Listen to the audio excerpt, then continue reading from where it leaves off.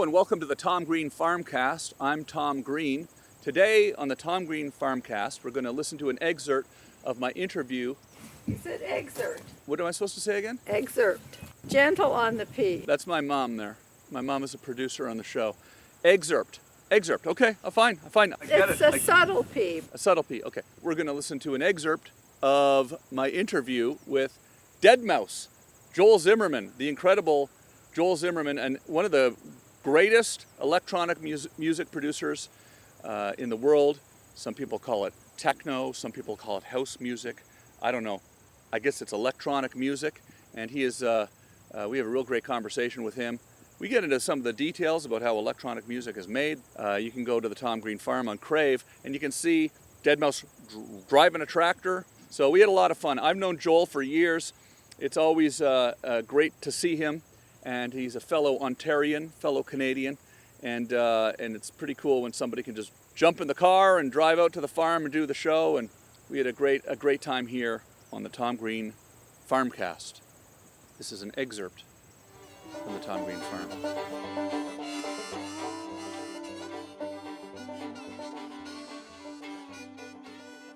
Thanks for coming to the farm, Joel. Yeah, thanks for having me. Appreciate it. Now, you drove down, not too far, right? 3.5 hours? Yeah, Ontario's big. It is very big, yeah. Like to Americans watching or listening, they wouldn't realize that in Ontario you could drive not just 3.5 hours, but 20 hours in Ontario without leaving the province or the state. Really? 20 hours? I don't know, I'm just making this okay. up. I'm making this up, but I think it's something like that, yeah. What have you been up to lately? You've been traveling? Yeah, just, playing a few shows, mostly like festivals, and I've got a residency at the Wynn at XS. How often do you go down to Las Vegas then? Typically about once a month and maybe 2 months or something like that. It's just kind of like we give them like, hey, we'll do this many shows, the end. And then we just kind of work it around their calendar and our calendar too, because some days they'll be like, oh, can you play? And I'm like, nah, I'm going to be out in Petawawa. Nice. Yeah. Big rave scene in Petawawa. Yeah. The military guys like to rave. I can't get that city out of my head now. Yeah. Is it still called raving? Do they have raves still? If you asked the younger folk, yes. But if you ask the 40 overs, no.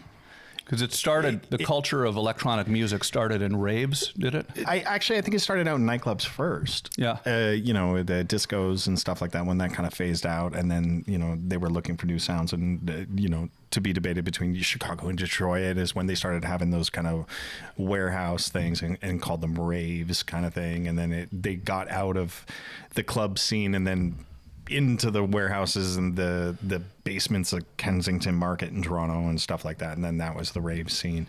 And then, fast forward 20 years or something, Ticketmaster got a hold of that, AEG got a hold of that, Live Nation got a hold of that. And now it's like... It became a massive thing. It's a thing. Yeah, You're part of what made it a massive thing. Yeah, I am a little responsible. Yeah, I played my part, yeah. Yeah. Did you start doing raves when you were younger? I participated, yeah. Yeah. I never performed. So when you started making music, how old were you when you started making music? Oh, I was probably like 16, 17.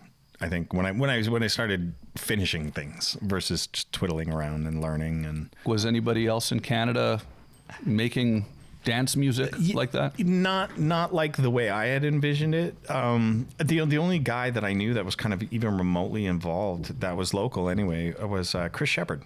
Right. But he was a DJ. Uh-huh.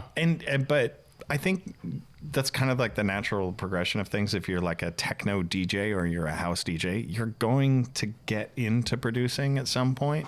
And that's what he did. And he worked with Simone Denny, and then they did Love Inc. And I was like an intern at a nightclub in Niagara Falls called Cell Block. And they had, I guess, booked Love Inc. They were bringing them in for a live PA. And then I'm the tech at this club. I'm like 16, 17 years old. So they're like, oh, yeah, we brought these guys in. And I was like, oh my God, this is like a nightmare because I know nothing of this world and I've got to wire this stuff up for them and do all this shit. And I was kind of losing my mind because I didn't have a clue what to do. So actually it was like kind of one of the glass ceilings exploded for me that night because doors are at like 9. So I got like 2 hours to just basically wire them up to whatever they need to be wired to make sound come out. Like, I understand mixers enough to know that I need a line input. They had like keyboards and drum machines exactly. and stuff. Yeah. Because that was the thing. That was part of the performances. They're bringing all this equipment. So then this guy just comes in with this U-Haul van. They start unloading shit in the middle of the stage area, and I was like, oh boy. Okay. So like, I think maybe they're gonna do all their stuff, and then they're just gonna give me a left and right, and I'm gonna feed it up to the thing. And it never got to that point because I was like, dude, doors are opening in like 20 minutes, and they were like, yeah, it's cool. So like, whatever. I'm like, oh wow, this is gonna be such a disaster. I'm getting fired or yelled at or something because I didn't do something. And so they ended up having Chris come in, and then he would go up in the booth and he'd just play the CD, and then they would be down there, kind of playing around with stuff, making it look good. And I was like, oh, you know what I mean? Because I've seen, like electronic music be done live to some degree, and it's kind of an operation. So they were sort of, was that DJing or no? They weren't even. They weren't even doing that. No, because Chris Shepard was up in the booth playing the thing, right? Which was funny because it got they were pretending to play the keyboard. Yeah. Well, and Simone was singing, and her mic was live. They were like the original Milli Vanilli that we never heard about. Yeah, right.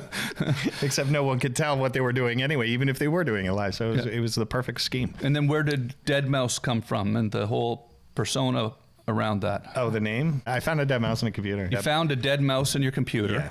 I was almost like really kind of pushed into releasing stuff, and they're like, well, what do you want to call yourself? I'm like, man, I don't want to sit here and think for a day or two on a cool DJ name or whatever. Like, I don't give a shit. Just Dead Mouse. Yeah, fuck it. It's not going anywhere. You know what I mean? No one's going to be going dead mouse in an arena one day at the Rogers Center, But then when you made that elaborate mask, at a certain point, you got to think, well, this is pretty fucking cool. That's when it started to kind of tie in. And his name was Warren Keeler. He was a prop maker out of Toronto. He did just props and stuff for movies and stuff. And I approached him. I'm not even sure how I found him. Maybe I Googled him. And prop maker, Toronto. And he's like, humming and hawing over, we could take a hamster ball. And blah, blah, blah. I'm like, okay, well, just get her done. Do what you got to do. He's like, I know this company, and they'll make an acrylic sphere. And I'm like, cool. And he's gave me a budget, and I was like, yeah, that's great. Yeah, bust it out. And he did. And he's like, and I even made the eyes light up. And I'm like, okay, that's cool. Put it on. And then my first show wearing it was in Halifax.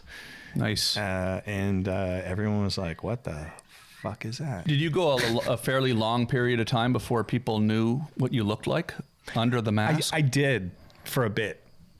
I'd say a couple years, because all promo materials wasn't photos of me. It was photos of the head, or just the head, or a 3D render of the head with no body, just the head.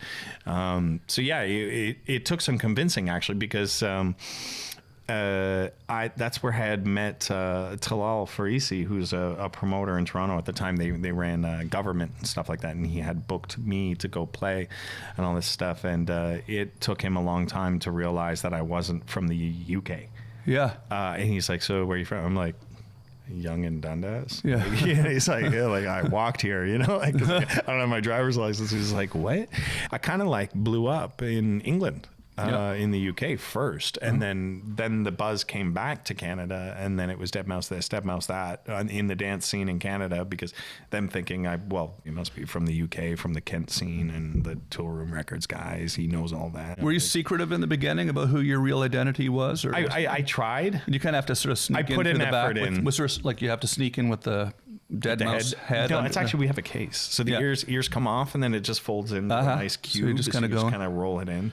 Sneak in through the back, and then nobody would see you put it on, and you'd... We never took it that far. I considered it. Yeah. But then I can't walk into like a Foot Locker and then be like, hey man, you're deadmau5. Yeah. But there is a history of that. I mean, there's like even Kiss, right? Kiss... that's true. Didn't take their makeup off, so no one knew what they looked like. Right. The biggest rock band in the 70s. And it's funny because if you did see them without their makeup, you wouldn't. You wouldn't think they were Kiss. They were Kiss. You're right. Yeah. Remember they took their makeup off, and it was for that video. That was awkward. Yeah. Yeah, when they did the no makeup video. There must have been an element of them wanting to get recognized, though, because I mean, they're the biggest rock band in the world, and nobody really knows who they are. They must have at a certain point. Did you feel that way a bit? I probably did. I kind of want people to see who I am here, you know? I suppose. I think that there's probably a little bit of that in everybody, except for Daft Punk, apparently. How old were you when you started touring, and did you? Oh, I didn't actually tour until like my 30s. Yeah. And was it just sort of something where all of a sudden you're going all around the world constantly, or is it? Yeah, it was. It wasn't like a leave the house for a year. The longest run I would ever do is like maybe like 3 weeks tops. And that's only because it was in, we did England or the EU and then went to Japan or Australia or something like that. Make a whole big thing. What animal's that? That's the guinea hen again, yeah? That's a different one. Yeah, yeah. How many beats per minute do you figure that is? It's probably about 160. Yeah. Where's the moment where you realized, holy shit, this is... Something? Yeah, like... Probably the moment you started making a lot of money or something like that. It wasn't a lot. It was enough. And that was the moment when I didn't have to think about getting a job back. Well, I mean, I had a job actually for the first little bit of my career. I worked as a software developer. But again, leading back to kind of when did it all just kind of hit you? Is actually, I remember that clear as day. I was walking out of my condo and I was walking to my favorite sandwich shop, and then just kind of like, oh my God, like I'm sustaining, I'm afloat. I'm making a little bit of extra money that I can save maybe, and I'm good. And it's just from doing music. So, you know, like, which was actually really great timing because we all kind of like the software thing kind of just fizzled out. So when you start traveling and performing live, is that where you start making money from live shows, from the ticket sales, or is it more from the music sales? Or it was a lot. It was a lot. And I kind of lucked out in the sense that I had enough foresight to know that like, I have to hit this on all fronts. Like I have to work on branding, merchandise, and the NIL, which we call in the business name, image, likeness kind of thing. So we need to package the deadmau5 thing up as like its own universe. The music, the shows, the online presence, and all the branding and all that stuff, because that's where you're going to maximize on this. Because, you know, there are musicians who tour their whole lives and just tour like an inch above red, you know, because of the costs involved in touring. It got to the point where, you know, like I got so heavily involved one time that we literally had to like invent certain technologies, you know, to get our stuff to work properly. And that incurred more costs because no one's done it. So we can't say this costs X much because we have to design it. This is making like the music move with the lighting, move with the visuals in the show. And the visuals, the mechanics. There were a lot of mechanics at some point, you know, where we would have like engineering done with a cube that was 16 feet, you know, cubed. And I would be in the middle of it, and this thing would like rotate around me and tilt. And then we had to like invent software to do it. Just sold your music catalog?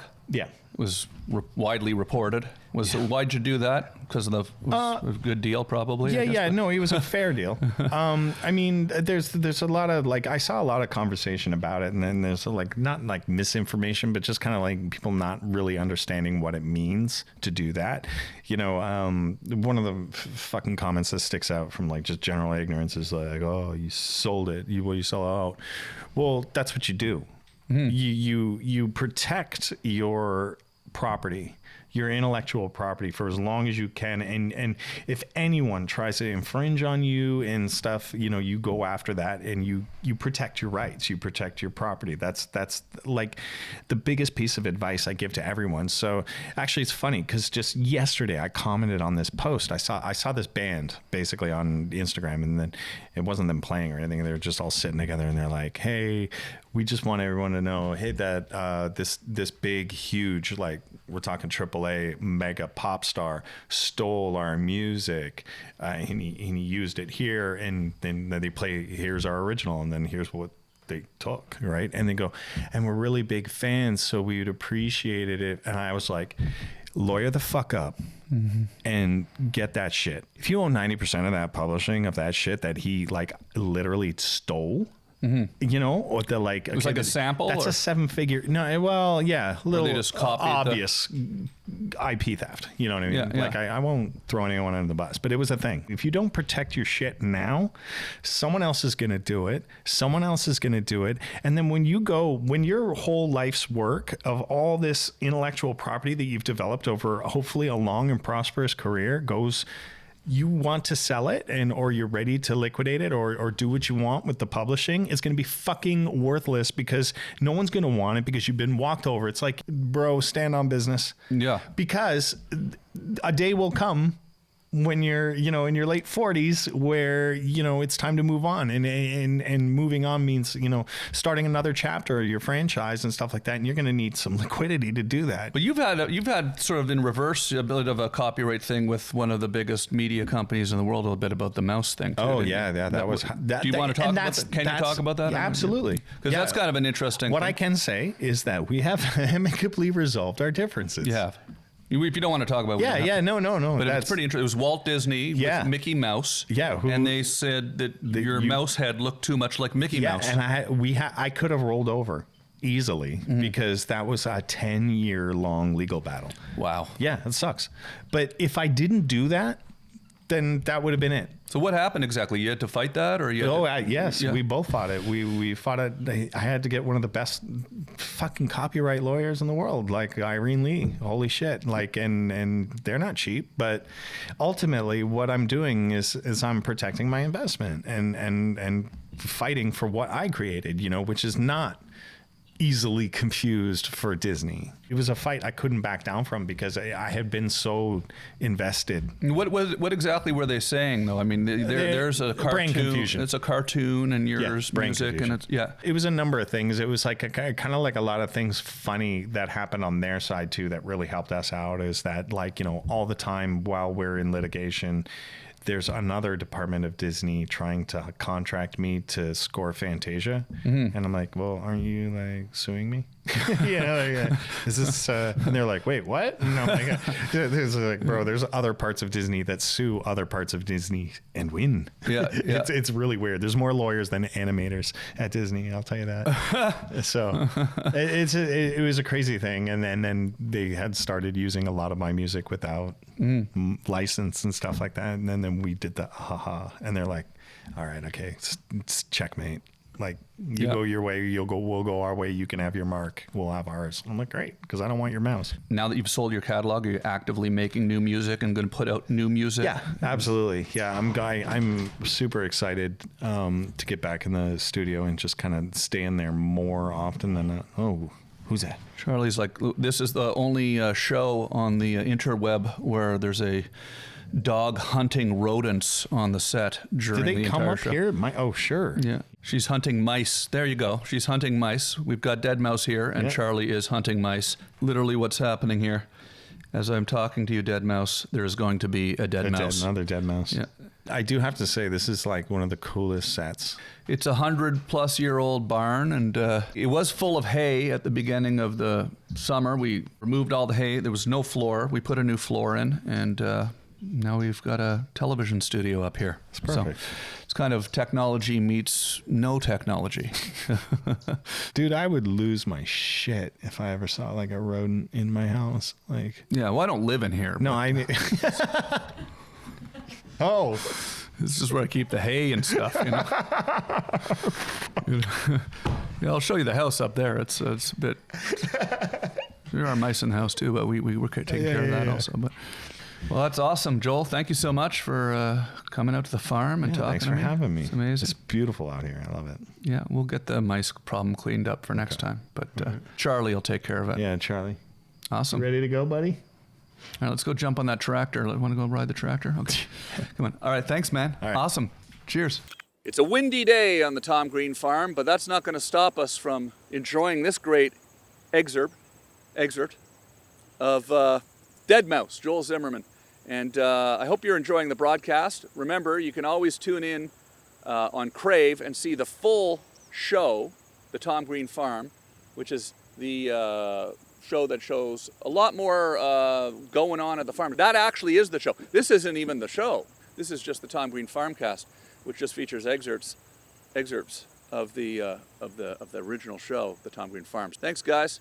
Have a good one. This is a pretty good excerpt. Excerpt. I don't think that's right. It's got to be excerpt. It can't be. There's no P in there. The P is silent. Google that. Let's check ChatGPT.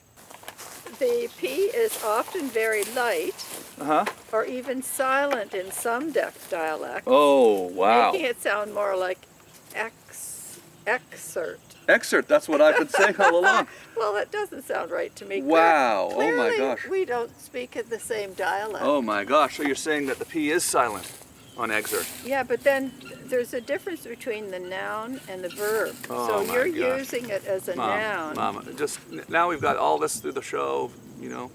It's fine, it'll be funny it's funny that you're wrong. I don't know necessarily that I am, it's just that we're not speaking the same dialect, which is odd. Well, why are we not speaking the same dialect? Probably because you were in the U.S. for too many years.